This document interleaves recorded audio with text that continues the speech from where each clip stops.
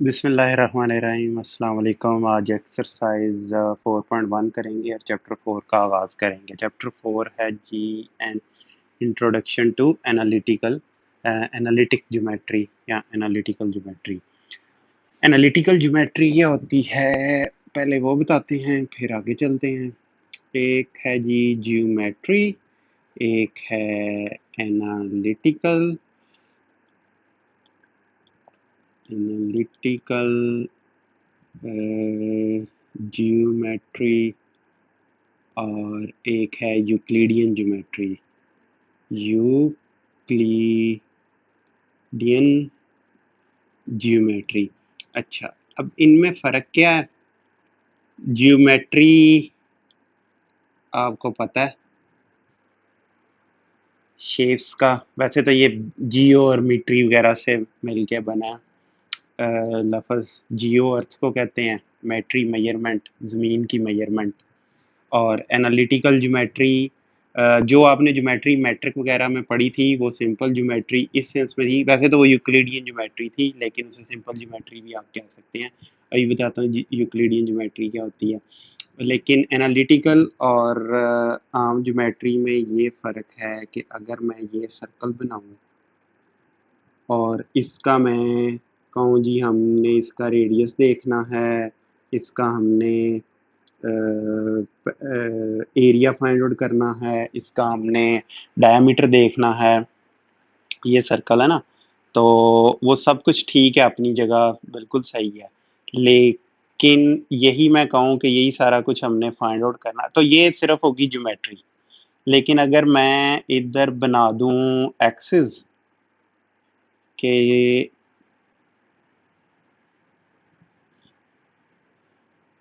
ये जी इसका सेंटर 0 0 पर है और अब इसको एनालाइज करूं इस सर्कल को, सारा कुछ इसका रेडियस, डायामीटर, सरकमफेरेंस और क्या होता है, इसका एरिया। अगर मैं सब कुछ एनालाइज करूं और इसकी इक्वेशन फाइंड आउट करूं इस एक्स और वाई एक्सिस कोऑर्डिनेट सिस्टम के पॉइंट ऑफ व्यू से, तो फिर वो कहलाएगी एनालिटिकल ज्योमेट्री, जबकि ये कहलाएगी सिंपल ज्योमेट्री। पीछे जो आपने मैट्रिक में शायद पढ़ी थी, मैट्रिक की वैसे बुक देखे मुझे काफ़ी टाइम हो गया, इसके बाद मैं मैट्रिक का ही कोर्स करवाऊंगा। लेकिन जो मैंने अपने ज़माने में पढ़ी थी जहाँ तक मुझे याद है वो सिंपल ज्योमेट्री थी, एनालिटिकल ज्योमेट्री नहीं थी। या जब आप फर्स्ट टाइम बच्चों को पढ़ाएंगे तो आप ज्योमेट्री ही पढ़ाएंगे, उन बेचारों को कंफ्यूज नहीं करेंगे कि ये सर्कल 0 0 पर पड़ा है और इसका ये रेडियस है और ये जो उस पे एक पॉइंट है वो एक्स वाई है। No, you don't do that. आप सिर्फ एक सर्कल से शेप बताते हैं, ये इसका रेडियस है, ये डायमीटर है, ये इसका सरकमफ्रेंस है, ये एरिया है, तो वो सिंपल ज्योमेट्री में आता है। यूक्लिडियन ज्योमेट्री, ग्रीक मैथमेटिशियन था यूक्लिड, उसने जो ज्योमेट्री के बारे में तहकीक की थी वो कहलाती है यूक्लिडियन ज्योमेट्री। उसमें उसके एक्सियम्स हैं और उसके कुछ थ्योरम्स हैं वो पढ़ाए जाते हैं, और ये तकरीबन तकरीबन यही ज्योमेट्री होती है जो आप पढ़ते हैं मैट्रिक के लेवल तक या स्कूल में, वो तकरीबन तकरीबन यूक्लिडियन ज्योमेट्री ही होती है। Analytical geometry of course advanced और ये कोऑर्डिनेट सिस्टम के मुताबिक है, और इसका फ़ायदा ये है कि आप अलजेब्रिक एक्सप्रेशंस वगैरह ड्राइव कर सकते हैं। एनालिटिकल ज्योमेट्री से ही हम देखेंगे कि सर्कल की इक्वेशन ये होती है a minus A X square plus Y minus Y square is equal to R square. और इधर जब ये ओरिजिन पर होगा x1 0 y1 0, तो ये X square plus Y square is equal to R square हो जाएगा इसका। और आर कोई भी पॉइंट, एक्स कोई भी पॉइंट है इसके ऊपर, ये एक जर्नल पॉइंट है, पी ज़रूरी नहीं है कि ये सिर्फ इधर ही हो। तो ये इसकी इक्वेशन वगैरह यहाँ से ड्राइव करना मुश्किल काम है एनालिटिकल ज्योमेट्री के बगैर। यहाँ से ये हम देखेंगे आगे चल के डिटेल से, 6 चैप्टर में इसको पढ़ेंगे हम।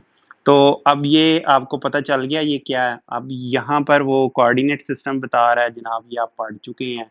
ये बता रहा है कि फर्स्ट क्वाड्रेंट क्या है, वो फर्स्ट क्वाड्रेंट में एक्स ग्रेटर देन 0 होता है, वाई ग्रेटर देन 0 होता है। सेकंड क्वाड्रेंट में एक्स स्मॉलर देन ज़ीरो होता है, वाई ग्रेटर देन ज़ीरो होता है, थर्ड क्वाड्रेंट में X smaller than zero, Y smaller than zero, fourth quadrant में एक्स ग्रेटर देन ज़ीरो और वाई स्मॉलर देन ज़ीरो होता है। ये सब कुछ आपको पता है, ये आप पढ़ लीजिएगा। अब वो कह रहे हैं इन पॉइंट्स को ड्रा करो इसके ऊपर, ये भी अब आपकी मेरे ख्याल में तो ही ना कोई आपको ये समझाए इस लेवल पर कि ये कैसे करना है। डिस्टेंस फार्मूला पाइथागोरस थ्योरम लगा के इंतहाई आसानी से फाइंड आउट किया जा सकता है। अच्छा जी, ये देखें कि ये कोई भी एक कोऑर्डिनेट सिस्टम है और उसमें आपने डिस्टेंस फाइंड आउट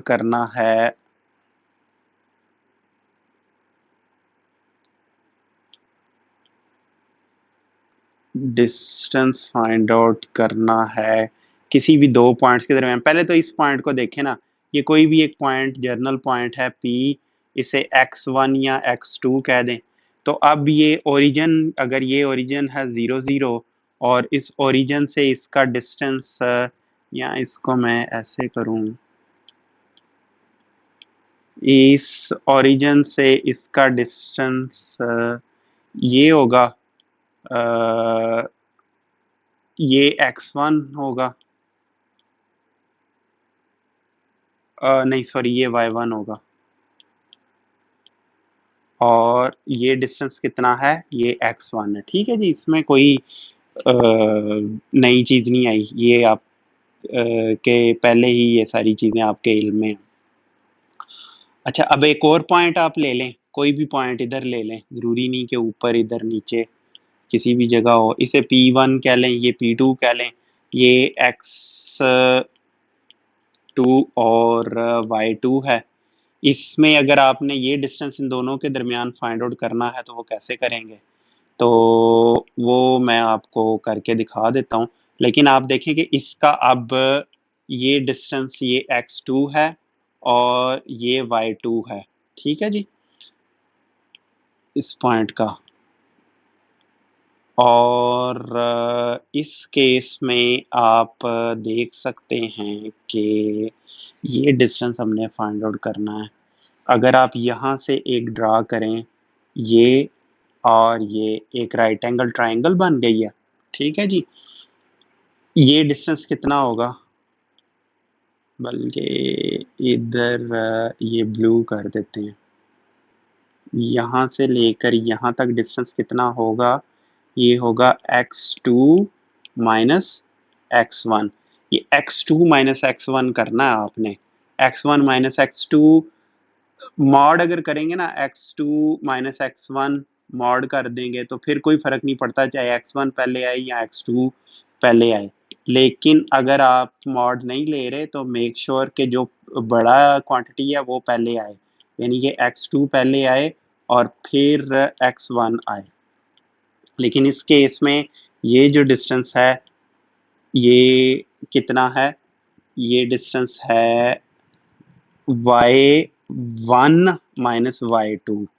यहाँ मॉड करना है तो फिर आप करेंगे y2 माइनस y1, क्योंकि इस केस में y1 is greater than y2। ठीक है, तो ये दो डिस्टेंसेस आपको मिल गए और ये मिल गए, तो ये डिस्टेंस आपने फाइंड आउट करना है ना, तो वो तो इंतहाई आसान है। अब पाइथागोरस थ्योरम, अगर ये डिस्टेंस d हो तो क्या हो जाएगा, ये distance y x2 minus x1 square plus y1 minus y2 square. अब मैंने ये जानबूझ के ये एग्जांपल ली थी ताकि आपका ये भी कंसेप्ट थोड़ा सा क्लियर हो जाए। अब आप इसको लिख सकते हैं इस तरह भी,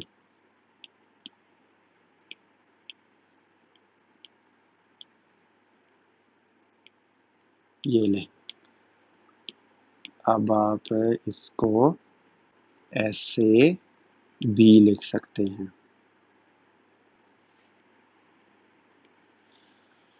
चलें, ये आ गया डिस्टेंस आपका, ये डिस्टेंस फार्मूला है। तो कुछ भी नहीं किया हमने, सिर्फ पाइथागोरस थ्योरम लगाया और कुछ भी नहीं है।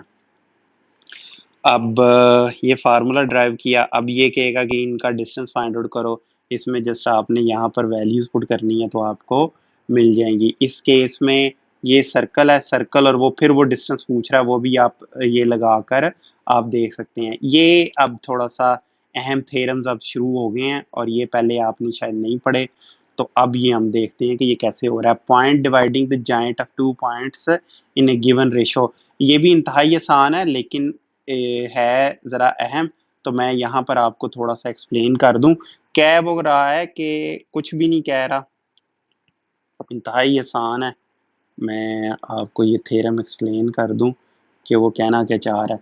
वो कह रहा है कि इस तरह ही आप दो पॉइंट्स ले लें, कोई भी पॉइंट्स चलें ये इजी के लिए। यहाँ पर ये कह रहा है ये पॉइंट है x1 और ये पॉइंट है y1 और यहाँ पर ये पॉइंट है x2 और ये है y2। तो वो कह रहा है कि अगर ये इस तरह है ना P1 P2 कर दें या इनको कोई भी और नाम आपने देना है तो दे लें। आप ऐसे कर लें कि इसको A कह लें और इसे आप B कह लें। यहाँ पे वो कह रहा है कि फ़र्ज़ करें एक कोई भी और पॉइंट है P, जनरल पॉइंट है X और ये जो डिस्टेंस है ना यहाँ से यहाँ तक, इस पॉइंट तक, उसे वो कह रहा है K1 और इस डिस्टेंस को इस पॉइंट से इस पॉइंट तक कह रहा है K2। कैसे, ये मैं इधर आपको लिख के बता देता हूँ कि PA is equal to K1 और PB is equal to K2। तो वैसे AP होना चाहिए, ठीक है। अब K1 क्या होगा, फिर K1 के कोऑर्डिनेट्स क्या होंगे, P के कोऑर्डिनेट्स, K1 की लेंथ क्या होगी। अब ये लेंथ आपको वहां से पता है ना, आप उससे फाइंड आउट कर सकते हैं पाइथागोरस थ्योरम से। जो ऊपर डिस्टेंस फार्मूला हमने इस्तेमाल किया है, वहां से आप K1 और K2 की आप फाइंड आउट कर सकते हैं। लेकिन हम ये नहीं इधर साबित करना चाह रहे, इधर हम एक और बड़े इंटरेस्टिंग और इम्पोर्टेंट रिजल्ट पे पहुंचेंगे। उसके लिए फिर मैं ज़रा मुख्तलिफ यूज़ कर लूँ और ये भी यूज़ कर लूँ मैं, या ये करूँ, चलें ये कर लेते हैं।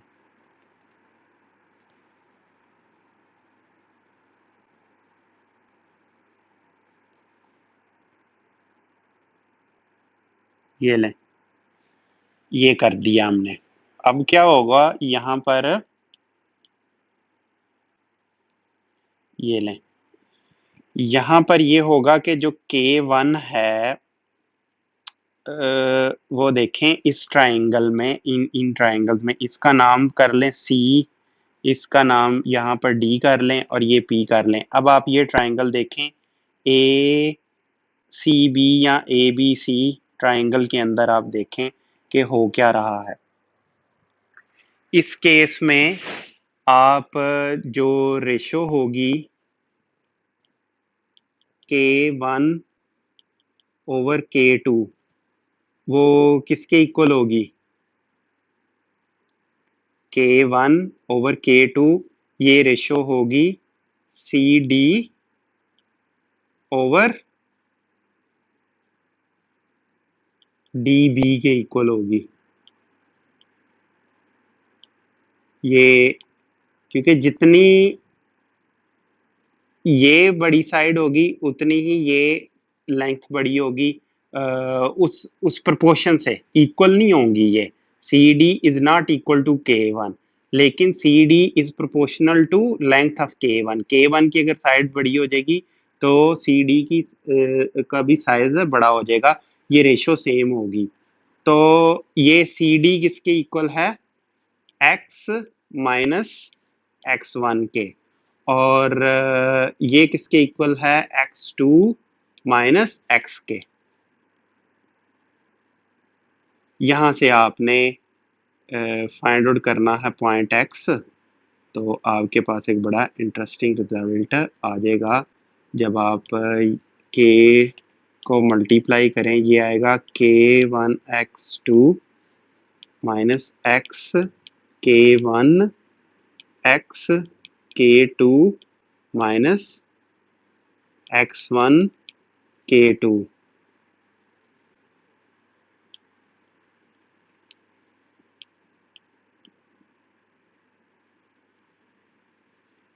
अच्छा जी, इस केस में अब आपने करना ये है कि एक्स टर्म को एक साइड पर ले जाएं और जब आप एक्स टर्म्स को एक साइड पर लेकर जाएंगे के वन एक्स प्लस के टू एक्स और ये होगा के वन एक्स टू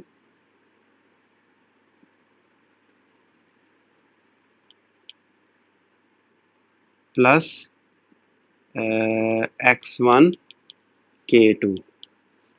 अब आप एक्स कॉमन ले लें और डिवाइड कर दें इसको इससे और ये डिवाइड होगा के वन प्लस के टू। तो ये जो पॉइंट है वो प्रोपोर्शनल है इनके। ये देखें आप क्या कर रहे हैं, ये पॉइंट के कोऑर्डिनेट्स कैसे आए, के वन को मल्टीप्लाई किया एक्स टू से और फिर उसमें ऐड किया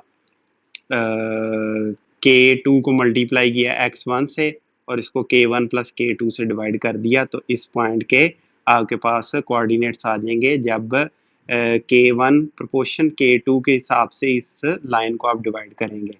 ये लाइन जो ए बी है वो प्रोपोर्शनेटली डिवाइड हुई है के one proportion to K to. अब इसका स्पेशल केस होगा जब हाफ हाफ में डिवाइड होगी, यानी कि K one will be equal to K two, तो फिर X will be equal to X one plus X two over two because K one is equal to K two. K one और K to बराबर हो जाएंगे तो के common लेके ये डिवाइड हो गया, ये के इन दोनों के को यहाँ से के कॉमन होगा तो इनको ख़त्म कर देगा, वन वन आ जाएगा, वन प्लस वन टू आ जाएगा, X one plus X two over two आ जाएगा। ये आपके पास एक्सप्रेशन आ जाएगा। ये बड़ा इंपॉर्टेंट रिजल्ट है, ये आपने जहन में रखना है। सिमिलरली वाई के कोऑर्डिनेट्स भी इसी तरह होंगे।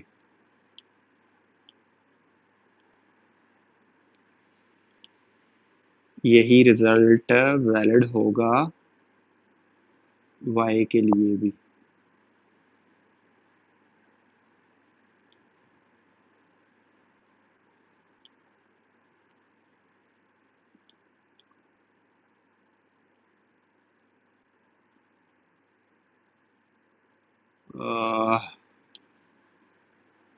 ये वाई के लिए भी ये वैलिड होगा रिजल्ट। ये दो रिजल्ट्स आपने याद रखने हैं। एक थ्योरम हो गया आपका। अब नेक्स्ट थ्योरम है, पहले तो वो बताने लगा theorem the centroid of ABC is a point that divides each median in ratio 2 and 1 using this show the mediums of a triangle are concurrent। concurrent क्या होते हैं, जो एक पॉइंट पर कन्वर्ज कर रहे हो, काटें एक दूसरे को। ये तीन लाइंस है ना, तो ये कंकरेंट है क्योंकि एक ही नुक्ते पर ये मिल रही हैं आपस में। दो लाइंस अगर पैरेलल ना हो तो वो कहीं ना कहीं आपस में ज़रूर काटेंगे, लेकिन वहाँ कंकरेंट का यूज़ नहीं करते क्योंकि उन्होंने काटना ही काटना है एक दूसरे को। लेकिन तीन लाइंस अगर कोई भी दो आपस में पैरेलल नहीं है तो वो एक दूसरे को ज़रूर काटेंगी, लेकिन ज़रूरी नहीं है कि वो एक ही पॉइंट पर काटें एक दूसरे को। अगर इस तरह तीन लाइंस हैं आपके पास, 1 2 और 3, इस तरह भी हो सकती हैं, तो ये अब आप एक दूसरे को तीन पॉइंट्स पे काट रही हैं। ये इस पॉइंट पे दो लाइंस ने काटा, इस पॉइंट पे दूसरी दो लाइंस ने, और इस पॉइंट पर जो बाकी दो लाइंस बची हैं, यानी कि लाइन एक ही है। ये L1 लाइन है, ये L2 लाइन है, ये L3 लाइन है। यहाँ पर L1 L2 काट रही हैं, यहाँ पर L2 L3 काट रही हैं, यहाँ पर L1 और L3 काट रही हैं। तीन पॉइंट्स हो गए। लेकिन अगर यही तीनों लाइंस एक दूसरे को इस पॉइंट पे, तो ये कहेंगे कंकरेंट है। तो वो कह रहा है कि the centroid of A B C, कोई भी एक ट्राइंगल है, डिवाइड्स ईच मीडियन। मीडियन क्या होता है, जो भी साइड्स हैं ए बी, बी सी या ए सी, उनका हाफ, ये जो अभी फाइंड आउट किया है इस तरह, उनका मिडल पॉइंट। मिडल पॉइंट कैसे आता है, ये x1 plus X two over two, Y one plus Y two over two, ये मिडल पॉइंट अगर आए और उसको ये अपोजिट साइड के एज के साथ मिला दिया जाए तो ये मीडियन मिल जाएगा आपको, ये मीडियन है, ये मीडियन है, इसलिए उसने मीडियन के ये ए लिखे हैं कोऑर्डिनेट्स। तो इंतहाई आसान है मीडियन के कोऑर्डिनेट्स फाइंड आउट करना। इस साइड के ई के क्या होंगे, x1 plus X three divided by two, y1 plus Y three divided by two. तो ये इसका इनके मीडियंस आएंगे। तो इस तरह आप इसके मीडियंस फाइंड आउट कर सकते हैं। उससे क्या होगा, ये एक तो ये थ्योरम प्रूफ हो जाएगा, थ्री है, x1 प्लस थ्री और y1 plus Y three divided by two, ये मीडियंस आ गए इस तरह। तो अब वो कह रहा है कि सेंट्रॉइड, ये जो पॉइंट होगा वो सेंट्रॉइड है, और ये जो रेशो है ये 2:1 की होगी, ये 2 और ये 1, ये 2 और ये 1, divides each median using this. वो बता रहा है, उसने ये बता दिया कि जो मीडियंस हैं वो जहाँ जिस पॉइंट पर मिलते हैं वो इसको ये 2:1 की रेशो में that divides each median is, ये सेंट्रॉइड जो है वो इनको 1:2 की रेशो में डिवाइड करता है। तो अब वो कह रहा है कि ये साबित करो कि ये जो सेंट्रॉइड है वो मीडियंस कंकरेंट है। तो उसके लिए उसने किया ये है कि let the vertices A B C हैं और mid point of D F, और एफ डी ई के आप मिड पॉइंट्स फाइंड आउट करें इनके कोऑर्डिनेट्स। तो let G X Y be the centroid of delta. अगर ये जी हो सेंट्रॉइड, तो फिर इसमें क्या हो जाएगा ये आप देखें। अब जो फार्मूला अभी हमने पीछे ड्राइव किया, 2 multiplied by A D, A D को कर रहा है ना, तो ये देखें डी के कोऑर्डिनेट्स क्या हैं, डी के कोऑर्डिनेट्स ये हैं, ए के कोऑर्डिनेट्स आपको दिए हुए हैं। तो 2 मल्टीप्लाइड बाई ये होगा 2 multiplied by x two plus X three divided by to, 2 से कट जाएगा और 1 मल्टीप्लाई होगा x1 से, और नीचे आ जाएगा 2 प्लस 1, ये वाला फार्मूला किधर गया भाई, ये वाला फार्मूला इस्तेमाल किया अभी हमने जो ड्राइव किया। तो इसको जब आप करेंगे, यही सेंट्रॉइड का एक आपको नुक्ता मिल गया। ये सेंट्रॉइड के यही होते हैं, ये आपको पहले बिफोर एंड पता होनी चाहिए ये इन्फॉर्मेशन। सेंट्रॉइड के कोऑर्डिनेट्स क्या होते हैं, x1 plus X two plus X three divided by three. इसी तरह दूसरे कोऑर्डिनेट्स उसके दूसरे पॉइंट के क्या होते हैं, और उसी पॉइंट के बाई कोऑर्डिनेट्स क्या होते हैं, डिवाइडेड बाई थ्री। यानी कि इन तीनों को ऐड करके 3 पे डिवाइड किया जाए तो सेंट्रॉइड आ जाता है। तो अब ये उसने कहा है कि हमें पता है कि ये जब काटते हैं तो ये 2:1 की रेशो में काटते हैं, तो ये बताएं कि ये कंकरेंट है। तो इसके कोऑर्डिनेट्स जब आप y के कोऑर्डिनेट्स फाइंड आउट करेंगे ये पॉइंट G के इस AD से, तो वो बिल्कुल वही होंगे, 2 मल्टीप्लाइड बाई ये वाला और 1 मल्टीप्लाइड बाई y1, उनको ऐड करेंगे तो y के कोऑर्डिनेट्स आ जाएंगे। सिमिलरली आप इसके करके देख लें, 2 मल्टीप्लाइड बाई ये x1 plus X three divided by to, 2 से कट जाएगा, x1 प्लस एक्स टू आ जाएगा, इसके कोऑर्डिनेट्स x2 है ना, और डिवाइडेड बाई 3 हो जाएगा। फिर आपको यही रिजल्ट मिलेगा। तीनों साइडों तीनों तरफ से आप अप्लाई करके इसको देख लें, यही रिजल्ट आपको मिलेगा और यही सेंट्रॉइड के कोऑर्डिनेट्स होते हैं। तो ये साबित हो गया। इंतहाई आसान थ्योरम है, अगर आप ये थ्योरम समझ जाएं, ये वाला थ्योरम। तो ये थ्योरम इंतहाई आसान था, वो मैंने आपको प्रूव कर दिया। ये देखें उसने यही बताया इधर, उसी तरह करके यहाँ पर इसको साबित किया है। अब ये थ्योरम देख लेते हैं, ये थोड़ा सा समझने वाला थ्योरम है, इसलिए आप इसको समझ लें, नहीं तो मुश्किल होगी, खुद समझने में थोड़ा टाइम लग जाएगा आपको। अच्छा, इस थ्योरम में ना सिर्फ एक बात, वैसे तो ये काफ़ी गौर से करने वाला थ्योरम, लेकिन इसमें ना एक आपने ख्याल रखना बात का, तो बाकी फिर इजी हो जाएगा इसको समझना। अदरवाइज ये थोड़ा सा आपको टफ टाइम दे सकता है। इसमें ऐड कर लूँ, यहाँ पर मे भी मुझे ज़रूरत पड़े एक पेज की। अच्छा, इस थ्योरम में आप ये देखें कि क्या क्या रहा है, पहले तो थ्योरम हम देख लेते हैं। Bisectors of angles of a triangle are concurrent. Bisectors क्या होते हैं? कहना क्या वो चाह रहा है? कंकरेंट आपको पिछली थ्योरम में समझा दिया मैंने क्या होता है, ये देखें। और कोशिश करें कि थोड़ा सा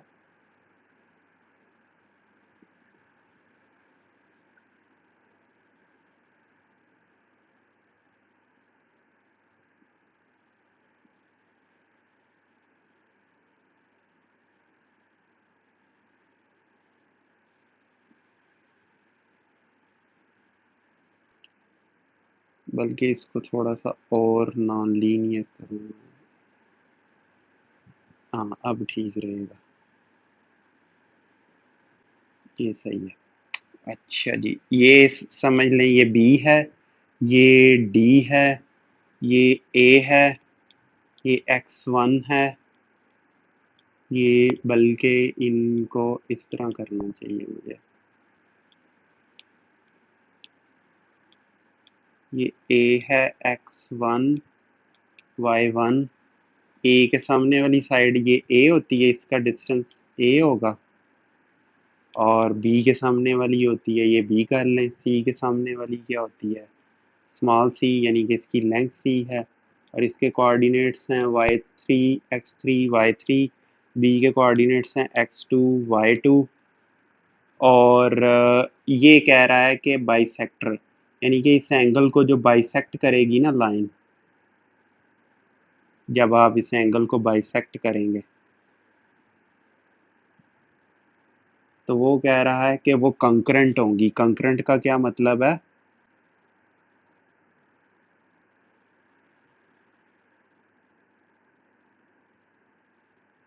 कि वो एक ही पॉइंट पर क्रॉस करेंगी एक दूसरे को।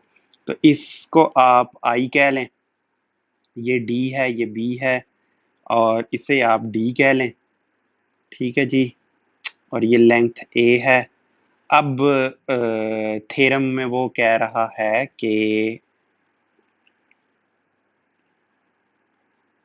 एंगल ए उसका जो बाइसेक्टर है, यानी कि ये एंगल को हाफ में अगर आप डिवाइड करें, इस एंगल को हाफ में, इस एंगल को हाफ में डिवाइड करें, ये मीडियन से मुख्तलिफ है। मीडियन में हम इस लेंथ को हाफ में डिवाइड करते थे और यहाँ पर मिला देते थे, एंगल जितना मर्जी हो जाए।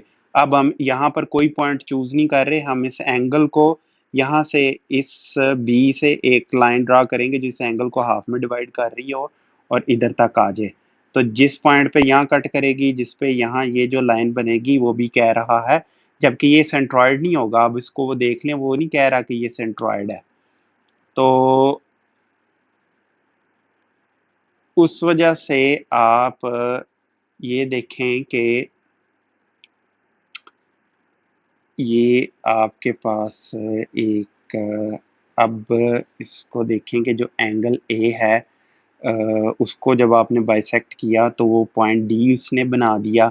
अब वो कह रहा है कि बी जो डिवाइड करेगा ना, ये समझने वाली चीज़ है, बी जो डिवाइड कर रहा है ना बी सी को, उसकी जो रेशियो है ना, यानी कि ये जो रेशियो है B D divided by D C, ये जो रेशियो है वो इक्वल है सी ओवर बी के। ये बहुत इंपॉर्टेंट है। अच्छा, अब ये रेशो इक्वल है, ये जरूरी नहीं है कि ये बी डी इक्वल है सी के, और ये जरूरी नहीं है कि डी सी इक्वल है बी के। ये इंपॉर्टेंट रिजल्ट है, ये रेशो इसकी इक्वल है, ना कि ये खुद B D is equal to C and D C is equal to B, ये हरगिज नहीं है, रेशो इक्वल है। तो इसका मतलब है कि अगर आप उसके ऊपर वो थ्योरम वन जो अभी हमने किया था, जिसमें एक लाइन को K1 K2 की रेशो में डिवाइड करते हैं, वो अगर आप अप्लाई करें तो for the sake of simplicity इसे C कर लें और इसे B कर लें। वैसे ये है नहीं इसके इक्वल, लेकिन मैं फिर वही कह रहा हूँ कि सेक ऑफ सिंप्लिसिटी आप इस तरह कर सकते हैं। तो D के कोऑर्डिनेट्स क्या आ जाएंगे, X और Y जो D के कोऑर्डिनेट्स हैं वो आपके पास आ जाएंगे सी मल्टीप्लाइड बाई ये, और बी मल्टीप्लाइड बाई x2, और सी प्लस बी, ये कोऑर्डिनेट्स आ जाएंगे आपके पास इसके, और ये आ जाएंगे coordinate y3 plus B y2 divided by C plus B. ये कोऑर्डिनेट्स आपके पास डी के आ जाएंगे। ये इंपॉर्टेंट रिजल्ट है।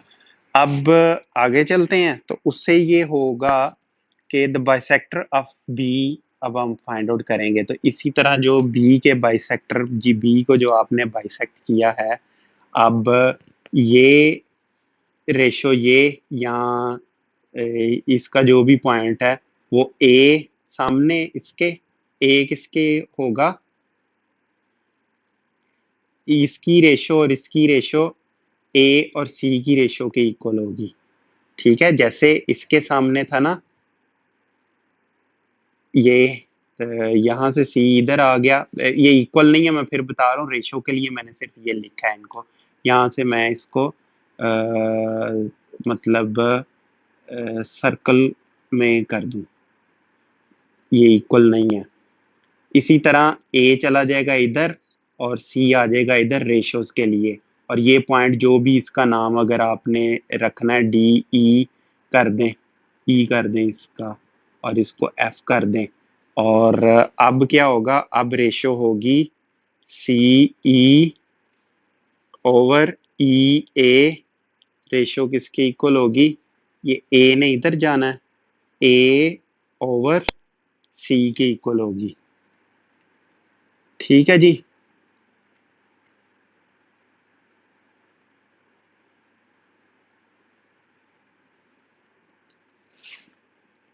अच्छा, लेकिन अब हम देखेंगे इसको, ओ बहुत ही बड़ा कर दिया मैंने इसको, ये कर देते हैं। अच्छा, इसको भी अब मिटा दें आप, अभी ये ए है, लिख लें इसको, ए लिख लें। अब हमने देखना है इसका बी का बाइसेक्टर। बी के बाइसेक्टर को आप देखें, वो क्रॉस कर रहा है ए डी को इस पॉइंट के ऊपर। ठीक है जी, इस पॉइंट के ऊपर क्रॉस कर रहा है, तो वो किस हिसाब से इसको डिवाइड कर रहा है, ये रेशो सी और बी डी रेशो में इसको क्रॉस कर रहा है। अच्छा, यहाँ ना बुक में आपकी इधर छोटी सी गलती है, बुक में तो है अभी, हाँ ये जो सी है ना, मीट्स बी सी नहीं, वो ये डी है पॉइंट, ए डी, ये करेक्ट कर लें। ये कहना ये चाह रहा है कि बी जो इस आई को ए डी को काटता है, वो पॉइंट आई पे काटता है, ए डी है, ए सी को तो वो इस पॉइंट पे काटता है जो कि उसके उसने वो पॉइंट लिखा ही नहीं है।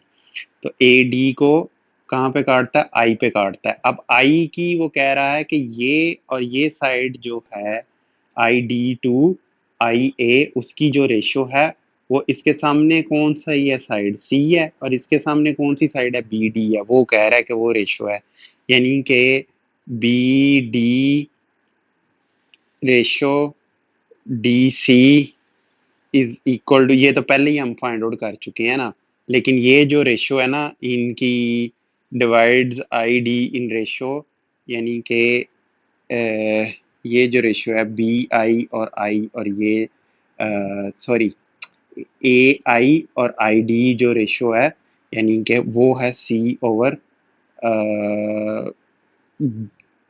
B D.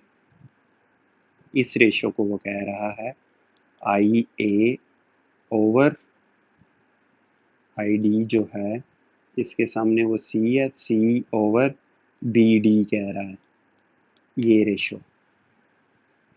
ये अब आपने ध्यान में रखना। इसमें उसने कहा है कि द, मैं बिल्कुल उसके वाले वर्ड लिख दूं, द बाइसेक्टर, फिर मैं आपको लिख के बताऊं कि वो कहना क्या चाह रहा है।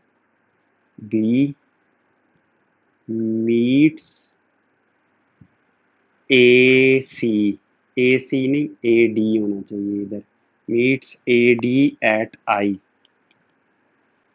ये जो बाइसेक्टर है उसको ए डी को आई पे काटता है at I, and I divides A D in the ratio C angle BD।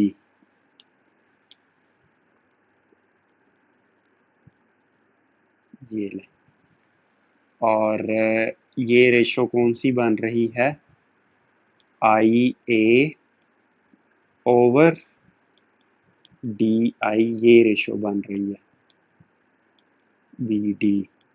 लेकिन वो कह रहा है कि ऊपर जो हमने ये साबित किया था, ये वाला, वहां से वो चलता है कि बी डी मॉड उसको ले रहा है, ठीक है, आप भी मॉड ले लें, उससे ये होता है कि बी डी करें या डी बी करें वो फ़र्क नहीं पड़ेगा, क्योंकि एक इनमें से पॉजिटिव होगा एक नेगेटिव होगा। लेकिन अगर आप ऐसे करेंगे, मॉड का मतलब है कि डिस्टेंस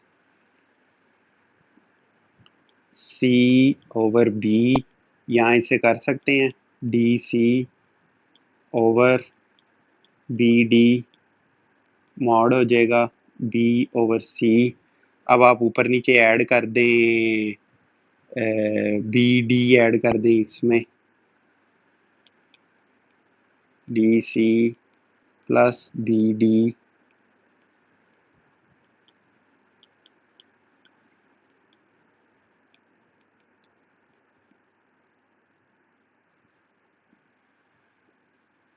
ठीक है जी, में कर दिया ए ओवर बी डी, ये कर दिया बी प्लस सी ओवर सी है, और ये हो जाएगा अब बी डी किसके इक्वल हो जाएगा,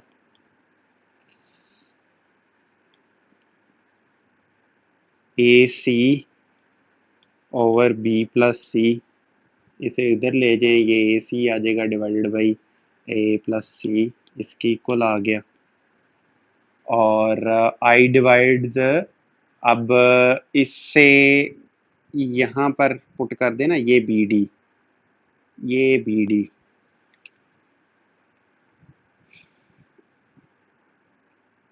वहां से वो कह रहा है कि अब क्योंकि ये रेशियो है ना, ये देखें, कहना वो क्या चाह रहा है, स्टेप्स उतने इतने इतने खाए हैं तो कहाँ से समझ आएगी बेचारे स्टूडेंट्स को। ये कह रहा है कि इनकी रेशियो क्योंकि ये है सी बी डी बार, तो यहाँ से वो डी की वैल्यू यहाँ पर पुट कर रहा है कि आई जो ए डी को डिवाइड कर रहा था सी और बी डी की रेशियो में, वो बी यहाँ पर वो पुट करना चाह रहा है इसकी वैल्यू, ठीक है, ए सी है, सॉरी, ये ए सी करें इसको, तो ये रेशियो हो जाएगी I A ratio D I will be equal to C ratio A C divided by B plus C. अब पता चला आपको, यहाँ इस रेशियो को इस तरह भी किया जा सकता है, ये रेशियो इसके इक्वल होगी, दोनों साइडों को बी प्लस सी से डिवाइड किया मल्टीप्लाई किया जा सकता है और सी से डिवाइड किया जा सकता है, तो ये रेशियो बन जाएगी, ये पहले आप इधर ले आए यार, आप कंफ्यूज ना हो जाए, ए सी, अब दोनों इसको डिवाइड कर लें दोनों साइडों को सी से, बी प्लस सी, ये रेशो डिवीजन की तरह की ही होती है, तो सी से कट जाएगा ए बी, और ये रेशो आ जाएगी बी प्लस सी ओवर ए, यानी कि जो पॉइंट आई ए डी को काट रहा है वो इस रेशो में होगा। तो अब आई के कोऑर्डिनेट्स आप फाइंड आउट कर सकते हैं यहाँ से, आई के कोऑर्डिनेट्स आप कैसे फाइंड आउट करेंगे, आपको ये रेशो पता चल गई बी सी, यानी कि एक साइड इसकी आई ए जो है वो, ये बल्कि इधर लिख देता हूँ मैं, आई ए वाली साइड क्या है बी प्लस सी, और दूसरी साइड क्या है, ये है ए, ये इसके इक्वल नहीं है लेकिन क्योंकि रेशो इनकी इसी तरह है तो ये इसको लिखा जा सकता है इस तरह, तो अब ये मल्टीप्लाई हो गए, जो आई के कोऑर्डिनेट्स आप फाइंड आउट करेंगे यहाँ से वो किसके इक्वल आएंगे। अब आप मल्टीप्लाई करेंगे, ए प्लस बी प्लस सी आ जाएगा, और बी प्लस सी मल्टीप्लाई होंगे डी के कोऑर्डिनेट्स के साथ, ठीक है। और डी के कोऑर्डिनेट्स ये हमने फाइंड आउट किए थे, ये फाइंड आउट किए थे ना डी के कोऑर्डिनेट्स। तो इसको जब आप इसके साथ मल्टीप्लाई करेंगे x3, ये बी सी काटेंगे, बी प्लस सी काट देगा इसको नीचे से, तो ये आ जाएंगे सी x3 plus B x2, A multiply होगा x1 के साथ, और इसी तरह इसके वो दूसरे कोऑर्डिनेट्स आ जाएंगे, यानी कि A y1 plus B y2 plus C y3, A plus B plus C, इस तरह आ जाएंगे ये कोऑर्डिनेट्स। और इसको कहेंगे, ये सिमेट्रिक है। आई के कोऑर्डिनेट्स आपको साफ पता चल रहे हैं कि ये क्या है, सिमेट्रिक कोऑर्डिनेट्स हैं। तो यहाँ से पता चल रहा है कि angle C will also pass through this point. इन पॉइंट से पता चल रहा है कि एंगल सी भी इसी पॉइंट से गुजरेगा, और ये साबित हो जाएगा। ये जो मैंने आपको एक्सप्लेन किया इसको 2-3 दफ़ा देखें तब आपको ये समझ आएगा, वरना ये समझ नहीं आएगा आपको। अच्छी तरह इसको देख लें, फिर ये थ्योरम आपको समझ आएगा। और अगर ये पेपर में आ गया, आई वुड रिकमेंड कि सिर्फ और सिर्फ उसी सूरत में इसको हैंडल करें जब आपकी ग्रिप इसके ऊपर बड़ी अच्छी है, नहीं तो कंफ्यूज हो जाएंगे और ये आपसे हल नहीं होगा। ये टिप दी है आपको। अब हम एक्सरसाइज शुरू करते हैं, इंतहाई आसान एक्सरसाइज है, जल्दी से अब ये हम ख़त्म करते हैं। अच्छा, इस क्वेश्चन में इसे जब आप प्लस ओपन करेंगे मॉड को, प्लस माइनस ग्रेटर देन 3 आ जाएगा, तो ये दो हमारे पास आ जाएंगे, x ग्रेटर देन 3 ये एरिया, और यूनियन x स्मॉलर देन 3 ये एरिया। इन दोनों का यूनियन, ये जो एरिया शेडेड पूरा ये कवर करेगा इस ब्लू लाइन से राइट साइड पे, और इस ब्लू लाइन से नेगेटिव लेफ़्ट साइड पे, ये एरिया हमारे पास आ जाएगा। इस केस में x इज़ ग्रेटर दैन 2, ये इस लाइन से इधर राइट साइड पे, और y is equal to 2, y is equal to 2 क्या होगा, ये है लाइन वो, तो सिर्फ और सिर्फ ये लाइन आएगी हमारे पास। The set of all points in first quadrant where y is equal to 2 and x is greater than 2, y2 यहाँ पर है और ये y यहाँ पर 2 ही रहता है, और x यहाँ पर ग्रेटर दैन 2 है। तो ये लाइन जो मैंने शेडेड कर दी है, हाईलाइट कर दी है, वो वाली। x and y have opposite signs, opposite signs हैं तो दो हो जाएंगे ना, x इज़ ग्रेटर दैन 0 है तो y is smaller than 0, x greater than 0 यहाँ पर और y स्मॉलर दैन 0 इस क्वाड्रेंट में है, फोर्थ क्वाड्रेंट में, और x स्मॉलर दैन 0 इन दोनों में है, लेकिन y ग्रेटर दैन 0 साथ सिर्फ इस क्वाड्रेंट में है। तो सेकंड और फोर्थ क्वाड्रेंट है ये। इनका डिस्टेंस फाइंड आउट करना वो आपको आता है, मुझे बताने की भी ज़रूरत नहीं है। ये मिड पॉइंट और डिस्टेंस फाइंड आउट करना है, ये बस आपने जहन में रखना है कि डिस्टेंस के लिए ये 3 माइनस 2 होगा, यानी कि 3 + 2 हो जाएगा, और मिड पॉइंट के लिए 3 + -2 होगा, और 3 - 2 इस तरह हो जाएगा। और ये बस आपने ख्याल रखना मिड पॉइंट और ये फाइंड आउट करते हुए, बाकी इसके अलावा सब कुछ ठीक है।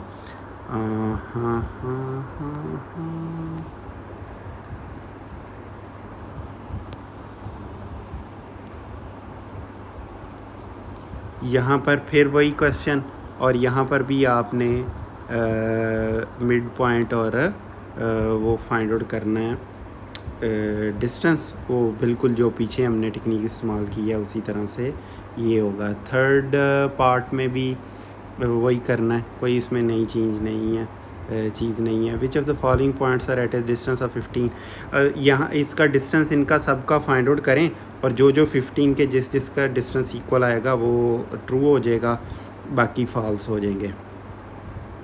इसमें भी मुझे कुछ एक्सप्लेन करने की ज़रूरत नहीं है। अब फोर्थ क्वेश्चन देखते हैं। फोर्थ क्वेश्चन में वो कह रहा है कि, पढ़ लेने दीजिए मुझे, the points A B and C are vertices of a right angle triangle. अच्छा, ये साबित करना है ए बी और सी वर्टिसेस हैं राइट एंगल ट्राइंगल के। कैसे होता है ये साबित कि ये ए बी सी उसके वर्टिसेस हैं? तो बहुत आसान है इसको साबित करना। वो ऐसे है कि इनके डिस्टेंसेस फाइंड आउट कर लें और फिर देखें कोई वो pythagoras थ्योरम सेटिस्फाई होता है कि नहीं। तो ये 3 डिस्टेंसेस हमने देख लिए हैं और यहाँ पर pythagoras थ्योरम सेटिस्फाई होता है और इसलिए ये राइट एंगल ट्राइंगल है। इसमें आइसोसील्स ट्राइंगल दूसरे पार्ट में वो कह रहा है आइसोसील्स ट्राइंगल है कि नहीं। आइसोसील ट्राइंगल क्या होती है पहले आपको ये पता होना चाहिए। आइसोसील ट्राइंगल होती है जिसकी 2 साइड्स इक्वल हों। तो 2 डिस्टेंसेस आप फाइंड आउट कर लें। ये अब आपकी किस्मत है। ए बी मैंने फाइंड आउट किया, बी सी फाइंड आउट किया, दोनों इक्वल आ गए। वैसे बी सी ए भी कर लें। सी ए अगर इसके इक्वल है तो फिर वो इक्विलेटरल ट्राइंगल हो जाएगी और आइसोसील भी होगी। हर इक्विलेटरल ट्राइंगल क्या होती है? जिसकी तीनों साइड्स इक्वल हों। ठीक है जी। तो अब ये आपको टर्मिनोलॉजीज़ और नाम पता होने चाहिए, नहीं तो मसला हो जाएगा।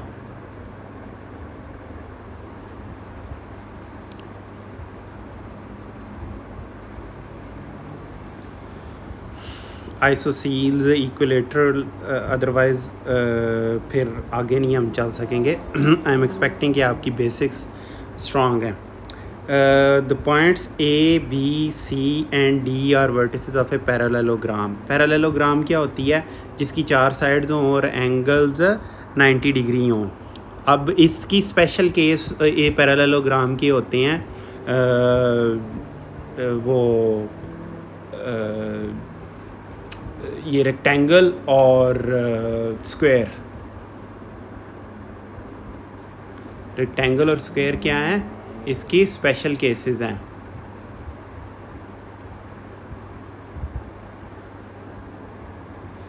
सॉरी, इसमें ना 90 डिग्री होना ज़रूरी नहीं होता। ये होता है पैरेललोग्राम ऐसी क्वाड्रिलेटरल है जिसकी 4 साइड्स हों और उनकी अपोजिट साइड्स पैरेलल हों। ठीक है, पेयर उनके जो हैं वो अपोजिट साइड्स पैरेलल हों। ज़रूरी नहीं है कि एंगल 90 डिग्री होगा इसका, तो उनको पैरेललोग्राम कहते हैं। सिर्फ अपोजिट साइड्स पैरेलल होनी चाहिए। यानी कि ये भी एक पैरेललोग्राम हो जाएगी। ये एंगल 90 डिग्री नहीं है ना, और ये स्क्वायर भी एक पैरेललोग्राम है क्योंकि अपोजिट साइड्स क्या हैं? पैरेलल हैं। लेकिन अगर ये इस तरह हो, कोई ये है साइड ऐसे हो, ये और इस तरह हो जाए, तो ये पैरेललोग्राम नहीं है। क्यों? क्योंकि इसकी अपोजिट साइड्स पैरेलल नहीं है। ये और ये पैरेलल नहीं है, ये और ये साइड पैरेलल है। तो ये आपने ज़हन में रखना है पैरेललोग्राम क्या होती है। तो इसका फिर स्पेशल केसेस हैं स्क्वायर और ये अब स्क्वायर लग रहा है मुझे। ठीक है, इसकी साइड्स लग रही हैं इक्वल हैं, तो 90 डिग्री भी हैं, तो ये स्क्वायर हो गया। लेकिन अगर एंगल 90 डिग्री हो, 4 साइड्स हों तो और अपोजिट साइड चारों इक्वल ना हो, तो फिर वो स्क्वायर होती है, रेक्टेंगल होती है। अब A B C are vertices of a parallelogram, तो ये हमने फाइंड आउट की हैं। ऑल साइड्स आर इक्वल, जब इक्वल होंगी तो लाजमी पैरेलल होंगी। तो वो हमने देख भी लिया। कैसे? अब हम उसको देख रहे हैं। रेक्टेंगल में भी डायगोनल्स इक्वल होते हैं, लेकिन रेक्टेंगल में साइड्स इक्वल नहीं होनी थी। इन साइड्स इक्वल होने की वजह से हमें शक हुआ कि ये स्क्वायर हो सकती है। तो अगर ये इस तरह की इसके शेप और साइड्स इक्वल होंगी, लेकिन वो स्क्वायर नहीं है क्योंकि एंगल इसके 90 नहीं है, तो वो हमने चेक करके मालूम कर लिया कि ये स्क्वायर ही है। Mid points of the sides of a triangle are, ये find coordinates of the vertices of the triangle. Mid points उसने दे दिए हैं। ठीक है, ये मिड पॉइंट है, ये मिड पॉइंट है, ये मिड पॉइंट है। ये हमें पता है x1 + x2 डिवाइडेड बाई 2 किसके इक्वल होगा? -4 के। तो ये इक्वेशन हमने लगा के हमने फाइंड आउट कर ली x1 + x2 x1 + x3 x ये, और इसको इस फॉर्म में कन्वर्ट कर दिया मैंने मैट्रिसेस फॉर्म में इन इक्वेशंस को, और अब वहाँ से हम फाइंड आउट कर लेंगे सॉल्यूशन। तो सॉल्यूशन सिंबल ऐप का इस्तेमाल करके मैंने सॉल्यूशन फाइंड आउट किया, -6 -2 और 4 आ गया। इसको आप डायरेक्ट वो इक्वेशनों से भी आप कर सकते हैं। यहाँ से x1 की वैल्यू पुट कर दें, इसमें x1 और x2 की फॉर्म में आपके पास इक्वेशन आ जाएगी, और इससे आप इन दो इक्वेशंस को फिर हैंडल करके x1 x2 x3 find out करें, और फिर x1 फाइंड आउट कर लें यहाँ से। लेकिन मेरे पास एक ये भी तरीका था, मैंने कर दिया आपको इस तरह, और सिंबल ऐप से मैंने यूज़ किया, एक आपको दिखा दिया, दूसरा आप सिंबल ऐप यहाँ कोई और भी टूल या इवन के जो आपका सिंपल कैलकुलेटर साइंटिफिक कैलकुलेटर होता है ना, उसमें भी ये मौजूद होती है ऑप्शन है फाइंड आउट करने की, 3×3 के मैट्रिक्स को सॉल्व करने की, वो आप देख के तो वहाँ से आप इसको सॉल्व कर सकते हैं। अब ये है क्वेश्चन मैं पढ़ लूँ कि क्या क्या रहा है क्वेश्चन 6 है जी। क्या कहता है question? Find H such that the points A B C are vertices of the right angle triangle with right angle triangle at vertex A. Vertex A पे वो कहता है कि एच को इस तरह आपने फाइंड आउट करना, तो ठीक है आप इनके डिस्टेंसेस फाइंड आउट करें तीनों के, और फिर A C square plus A B square will be equal to B C square. तो इस इक्वेशन में वैल्यूज़ पुट कर दें, वहाँ से एच फाइंड आउट कर लें, 0 आता है एच, और आपको ये आंसर मिल गया इस क्वेश्चन का। क्वेश्चन 7 में कह रहा है find H such that A B C are collinear. Collinear का मतलब है कि वो एक ही लाइन में है। अब एक ही लाइन में वो तब होंगे जब इनकी स्लोप इक्वल होगी, ए बी की और बी सी की स्लोप इक्वल होगी। तो ए बी और बी सी की स्लोप हमने फाइंड आउट की, और एच की वैल्यू वहाँ से हमने फाइंड आउट की कि ये 1 के इक्वल होनी चाहिए। और अब ये कह रहा है पॉइंट्स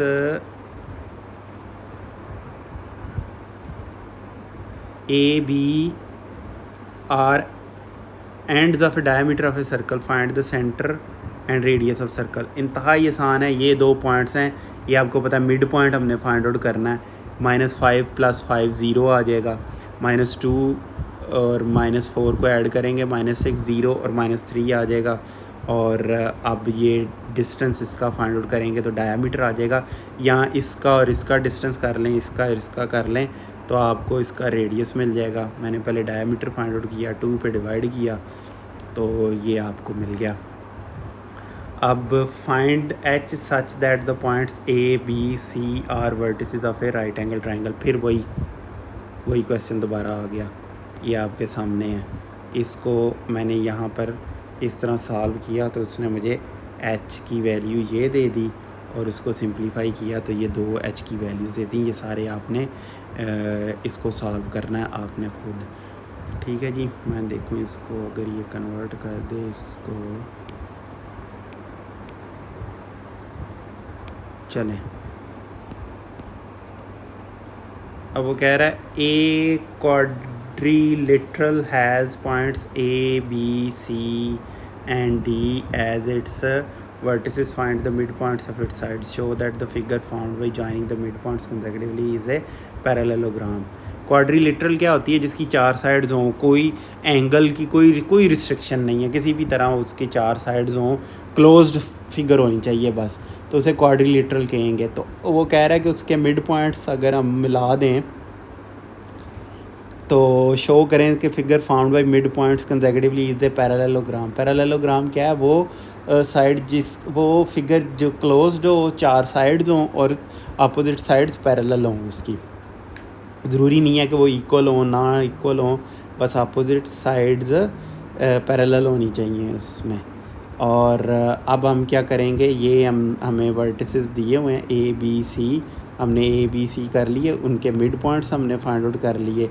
ये मिड पॉइंट्स क्या हैं, ये पैरेललोग्राम के साबित करने हैं अब कि ये पैरेललोग्राम बनाते हैं। तो पीछे जैसे हमने किया था ना उसी तरह अब हम करेंगे। इनकी आपने फाइंड आउट की लेंथ्स, तो आपको नज़र आ रहा है कि अपोजिट लेंथ्स इक्वल हैं और अब ये पैरेललोग्राम बन गई।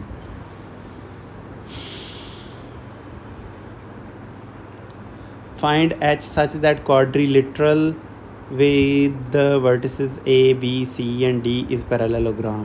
Is it square? पैरेललोग्राम कब होगी, जब अपोजिट साइड्स पैरेलल होंगी। पैरेलल होने का मतलब है कि अपोजिट साइड्स इक्वल भी होंगी। तो इसको आप ऐसे करेंगे और यहाँ से आप फाइंड आउट कर लिया आपने। पहले तो आपने H फाइंड आउट किया ना, ठीक है जी। पहले आपने H फाइंड आउट कैसे किया कि अपोजिट साइड्स इक्वल होनी थी। तो ए बी सी डी के और ए डी बी सी के इक्वल है, लेकिन इसी साइड से एक ही साइड से हमें H मिल गया, 2 के इक्वल आया, वो हमने पुट किया उसमें और इसके डायगनल्स हमने चेक कर लिए। डायगनल्स अगर इक्वल होते तो ये स्क्वायर होनी थी, लेकिन ये स्क्वायर नहीं है। पैरेललोग्राम है लेकिन स्क्वायर नहीं है। If two vertices of equilateral triangle, equilateral क्या है, जिसके तीनों साइड्स इक्वल होंगी। Find the third vertex, how many of these triangles are possible. अच्छा वो क्योंकि जब आप इक्वेशन सॉल्व करेंगे तो 2 पॉइंट्स आपको मिल सकते हैं क्योंकि स्क्वायर में हो सकती है इक्वेशन। तो ये इक्विलेटरल ट्राइंगल है, तीनों साइड्स उसकी बराबर हैं, इनको सॉल्व करें आप। और x और y की आपके पास ये 2 वैल्यूज़ आई हैं और x की 0 आई है। तो यहाँ से आपको पता चल रहा है कि 2 इस तरह की वैल्यूज़ आएंगी। यहाँ पर लिखा नहीं है, वो लिख देना चाहिए था, how many of these triangles are possible. बल्कि वो ट्राइंगल्स बना भी देनी चाहिए थी आप इधर।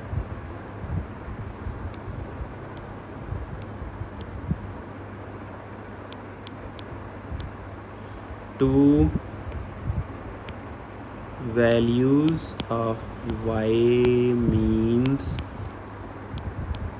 two such triangles, ये लिखना पड़ेगा, इस क्वेश्चन का जवाब है। फाइंड पॉइंट्स ट्राइसेक्टिंग द जाइन ऑफ इतना और इतना। ट्राइसेक्टिंग का मतलब है कि 3 हिस्सों में उसे डिवाइड करें, ऐसे और ऐसे। ये एक लाइन है, उसको 3 हिस्सों में, 1 और ये 2, और अब ये 1/3 1 1 1 होगा ये पॉइंट, ठीक है जी। और ये 2 पॉइंट्स बीच में हमने ऐसे फाइंड आउट करने हैं। तो ये 2 पॉइंट्स हैं, उसमें ट्राइसेक्ट इस तरह हो रहा है कि ये x2 y2 है और x1 और y1 है। तो आप देखें कि ये साइड क्या होगी, 1 होगी और ये साइड क्या होगी, 2 होगी। अब वही थ्योरम लगा के 2 multiplied by -1 1 multiplied by 6 over 1 + 2 divided by 3 हो जाएगा, और फिर ये x1 ये इसका कोऑर्डिनेट आ जाएगा। वो थ्योरम, फर्स्ट थ्योरम जो हमने साबित भी किया था, वो इस्तेमाल करें। यहाँ पर मैंने इकट्ठे ही कर दिया ताकि दोनों ही इकट्ठे हो जाएं, और x1 और y1 आपने यहाँ से फाइंड आउट कर लिया। अब वो कह रहा है find the point 3/5 of the way along the line segment from A to B। A to B हम जा रहे हैं तो 3/5 है, यानी कि 5 हिस्से इस लाइन के करें तो ये 3rd तक मौजूद है। 3/5 of the along segment from A to B। तो ये जो इसका था ना C, इसको यहाँ पर कर लें, यानी कि ये साइड इसकी यहाँ से लेकर यहाँ तक 3 है और ये साइड 2 हिस्से हैं, तभी जाके ये टोटल 5 हिस्से हैं। इसको अगर यानी कि 5 हिस्सों में डिवाइड किया जाए, ये लेंथ इसकी 5 नहीं है, 5 पार्ट्स हैं। 3 पार्ट्स कर लें, ये 5 पार्ट्स कर लें और इसको लिखें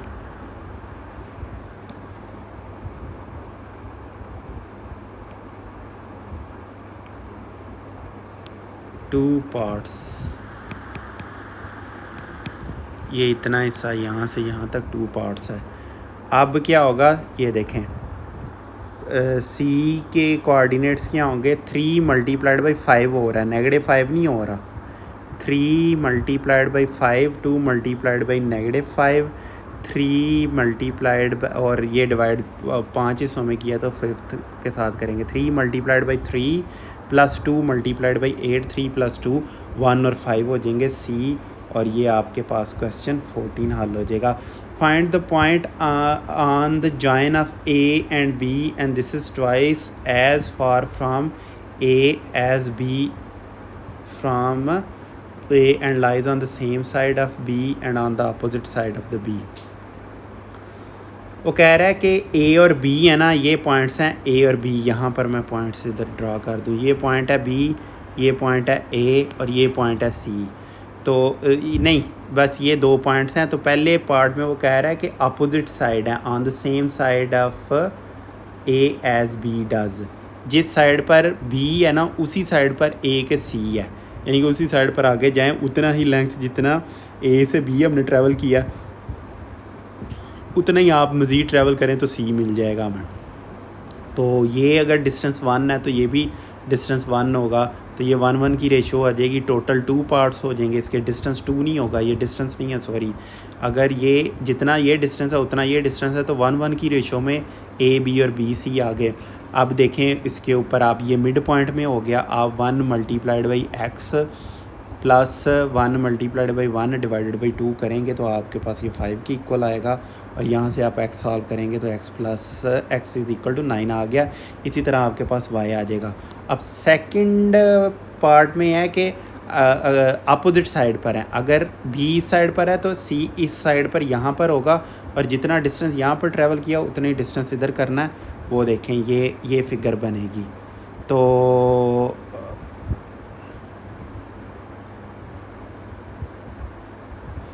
ठीक है, लेकिन अगर अपोजिट साइड पे है तो ट्वाइस है, उससे डबल होना चाहिए डिस्टेंस, सॉरी ये उतना ही डिस्टेंस इधर होगा, तो तब जितना ए और बी का डिस्टेंस है ए और सी का डिस्टेंस उससे डबल हो जाएगा, अगर बी और सी में उतना ही डिस्टेंस रखेंगे जितना ए और बी में है, इसलिए ये 1:1 रेशो है। जब लेकिन अपोजिट साइड में होगा तो ए बी का जितना डिस्टेंस है ए सी का उससे डबल डिस्टेंस है, तो यहाँ पर 2 आ जाएगा, फिर जितना ए बी का डिस्टेंस है उसे डबल रखना ना हमने, तो वहाँ से हमने डबल किया तो हमारे पास ये डिस्टेंस आ गया। ये यहाँ से इस पार्ट में गौर से यह ना कर दीजिएगा कि ये बी से आगे चले और डबल कर दिया और 2 कर दिया, फिर गलत हो जाएगा क्वेश्चन। तो अब ये जब इसके कोऑर्डिनेट्स करने हैं हमने फाइंड आउट, तो ये होगा 2 multiplied by 5 plus 1 multiplied by x divided by 3। तो ये यहाँ से x किया, -7 आया, y को जब आप फाइंड आउट करेंगे तो 0 आएगा। अब इसको ना शेडेड कर दें तो ज़्यादा बेहतर है।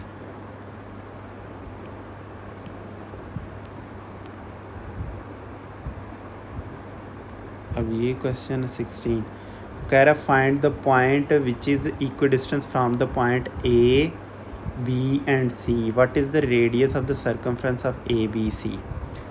फाइंड द पॉइंट, मैं दोबारा पढ़ लूँ, मुझे समझ नहीं आई, क्वेश्चन सॉल्व करते हुए तो आ गई थी। अब find the point which is equal distance from point A B and C, what is what is the radius of the circumference of the circle. तो ये पॉइंट इसका सेंटर ही होगा ना, तभी जाके वो इनसे इक्वल डिस्टेंस होगा, नहीं तो वो इक्वल डिस्टेंस कैसे हो सकता है। एक सर्कल के ऊपर 3 पॉइंट्स होंगे तो तभी वो उससे इक्वल डिस्टेंस होंगे। तो उसके अगर कोऑर्डिनेट्स ई हैं, फर्ज करें वो पॉइंट ई एक्स है, तो इक्वल डिस्टेंस कहाँ से होंगे जब, और ये यहाँ पर इस्तेमाल किया मैंने सर्कल की इक्वेशन को, ये आपको पता होनी चाहिए सर्कल की इक्वेशन, तभी जाके ये फाइंड आउट होगा।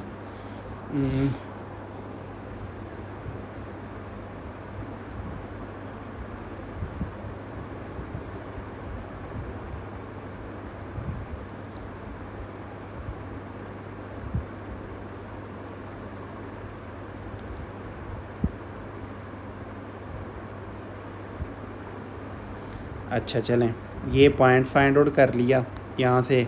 ये सर्कल की इक्वेशन है,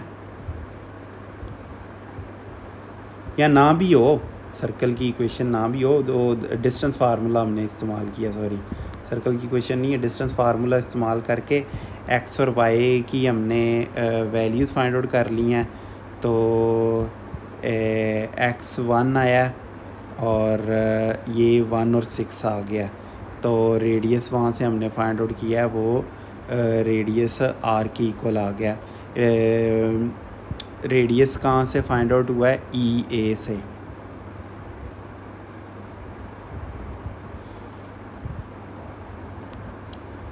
ये सेंटर था ना सर्कल का, तो जो भी है ये देखें, ये 3 पॉइंट्स उसके सर्कल के ऊपर हैं। मैंने सॉफ्टवेयर से ये ड्रा किया है। ए यहाँ पर आता है, सी यहाँ पर आता है, बी यहाँ पर आता है।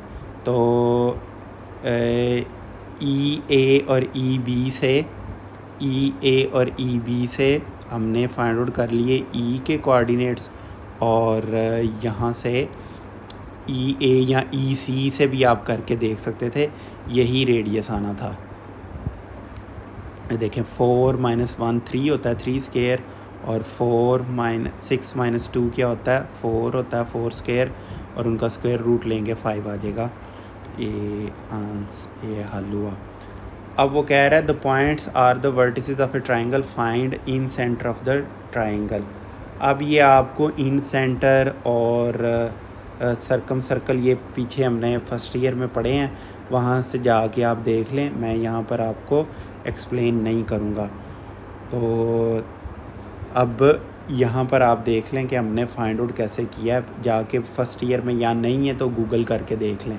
कंप्यूटर या अगर आपके पास मोबाइल फ़ोन आपके पास है तो।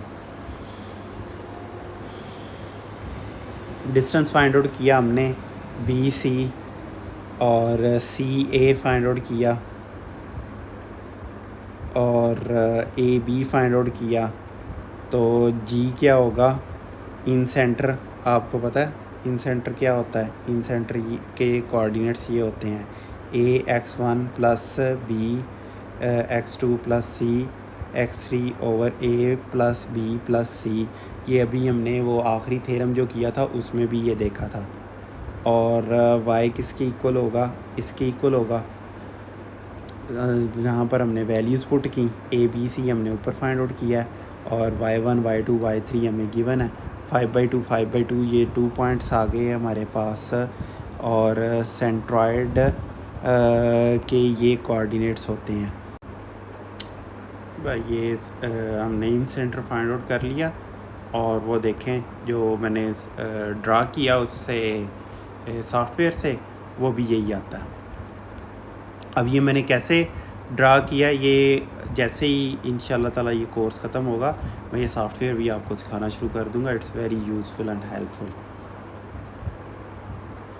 Find the points that divide the line segment into 4 equal parts. फिर ये पिछले क्वेश्चन जैसा ही है, ये देख लें। 4 इक्वल पार्ट्स का मतलब है 3, इसको 4 हिस्सों में करना है तो 3 पॉइंट्स आ जाएंगे। अब इनकी रेशो 1 1 1 है, सब की 1 1 1 और 1 रेशो में है, तो इसका मतलब है इसकी रेशो 1 और ये बाकी 3 हो जाएंगे। तो इस पॉइंट ऑफ व्यू से आप वाई सी और एक्स सी और वाई सी की कोऑर्डिनेट्स आप फाइंड आउट कर सकते हैं। तो एक्स सी के कोऑर्डिनेट्स आप देखें, 1 multiplied by x2, 3 multiplied by x1 divided by 1 + 4। अब ये क्योंकि सेंटर में होगा तो ये +2 करके इसके फाइंड आउट हो जाएंगे। ये देखें +2 करके मिड पॉइंट है इसका, और इसके कोऑर्डिनेट्स जो ई वाले हैं वो सिर्फ x1 और x2 इंटरचेंज होंगे, और इसके कोऑर्डिनेट्स आपके पास आ जाएंगे। नेक्स्ट अब हम एक्सरसाइज 4.2 इस करेंगे। इसमें सिर्फ ये एक्सरसाइज इंतहाई आसान है। एक थ्योरम इसमें इम्पॉर्टेंट थे, और वो आखिरी थ्योरम तो बहुत ही गलत तरीके से बुक ने भी बड़ी मुश्किल बना के आपको बताया। बड़ी चीज़ें उसमें एक्सप्लेन करने वाली थी जो कि पढ़ के नहीं होती एक्सप्लेन, लेकिन मैंने उसको बड़ी तफसील से एक्सप्लेन किया, आप उस वीडियो को 1-2 दफ़ा अच्छी तरह समझेंगे, सुनेंगे, तो वो थ्योरम आपको आ जाएगा। ये इस थ्योरम की बात कर रहा हूँ ये, और बाकी थ्योरम से और इसमें वो टर्मिनोलॉजी इक्विलेटरल ट्रायंगल और पैरेललोग्राम और इन सेंटर सर्कम सेंटर, ये वो ज्योमेट्री की वो आपकी टिप्स पर होनी चाहिए, एक ही जगह लिखी हों तो वो ज़्यादा अच्छी बात है। ठीक है जी, इजाज़त दीजिए, अपना ख्याल रखिएगा। अस्सलाम वालेकुम, अल्लाह हाफ़िज़।